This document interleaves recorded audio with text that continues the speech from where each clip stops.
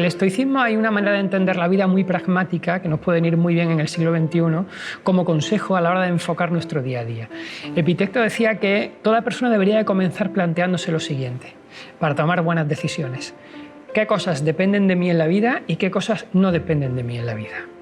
Entonces, cosas que dependen de mí en la vida y a las que le tengo que prestar toda la atención posible y tengo que mejorar en ellas mi toma de decisiones. Mis opiniones. Mis opiniones son mías, de nadie más, tengo que responsabilizarme de ellas y tengo que saber muy bien dónde las doy y hacia quién van dirigidas. Esto es fundamental en el siglo XXI cuando las redes sociales, la velocidad de transmisión del mensaje o de la indignación está por encima del análisis reflexivo. Entonces, la primera cosa que te dice Epicteto es: tus opiniones son tuyas, cuídalas, ¿no? Segundo, tus aspiraciones. ¿A qué aspiras en la vida? Es algo que tienes que decidir tú, y tienes que decidirlo tú desde tus circunstancias y en tus contextos. ¿Cuál es el problema? Que al final las aspiraciones vengan desde fuera y tengas que importarlas. Cuando tú importas una aspiración a nivel personal o profesional, estás poniendo en manos de alguien externo lo que quieras hacer en la vida. Y eso te puede causar una gran insatisfacción. También dice Epicteto, sé consciente de tus limitaciones. Son tus limitaciones, por lo tanto, acéptalas como vienen, pero primero conócelas. Es decir, que no te vengan impuestas desde fuera, sino que seas tú el que seas capaz de manejar esas tus limitaciones.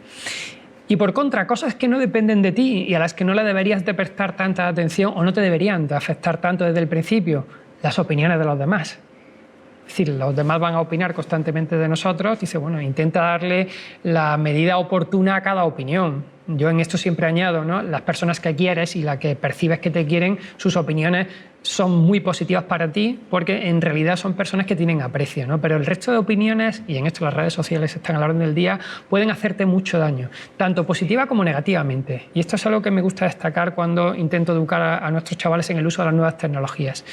Si te vienes muy arriba cuando recibes muchos likes, si le das mucha importancia cuando las redes sociales te están encumbrando, a la primera crítica que venga también le darás importancia. Segunda cosa que no depende de ti, dice Epicteto, los afectos de los demás. Es decir, no puedes empeñarte en que te quieran ni en que gustes a todo el mundo. Así es que intenta buscar una identidad, pero no intentes que los demás tengan unas emociones hacia ti que tú consideres oportunas o no. Y la tercera cosa, que creo que también es fundamental, que una persona tiene que tener en cuenta que no depende de ella, son los logros de los demás. Es decir, hacia donde los demás vayan y lo que consigan no dependen de ti, así es que no dejes que te afecte, y si además son amigos, alégrate por ellos. Pero no te obsesiones con igualar los logros de los demás, sino pon una meta en torno a ti y no en torno al otro. Entonces, desde esa perspectiva, yo creo que la filosofía, cuando te vas a la parte pragmática, cuando te vas a las enseñanzas del día a día, puede ser un elemento maravilloso para el pensamiento crítico. Y en esta línea de ejemplo de pensamiento crítico, hay uno muy interesante que en el siglo XXI creo que debería de ser casi obligatorio en las escuelas de periodismo, pero también a nivel educativo en secundaria, y es que el pensamiento crítico tendría que funcionar a la hora de entender los titulares de prensa que se suelen dar o los titulares de las noticias que en algunas ocasiones impactan esa parte emocional. Y es que el vuelco hacia el lado emocional que está surgiendo en los medios de comunicación es tan potente que está anulándose la capacidad primaria de razonamiento que deberíamos de tener nosotros. De modo que si yo consigo un titular sensacionalista, yo sé que voy a acudir directamente a tu emoción, o bien de felicidad o bien de indignación, y he conseguido anular tu parte racional. ¿Por qué? Porque he ido directamente a la emoción, ¿no? Esto ya lo sabían los romanos.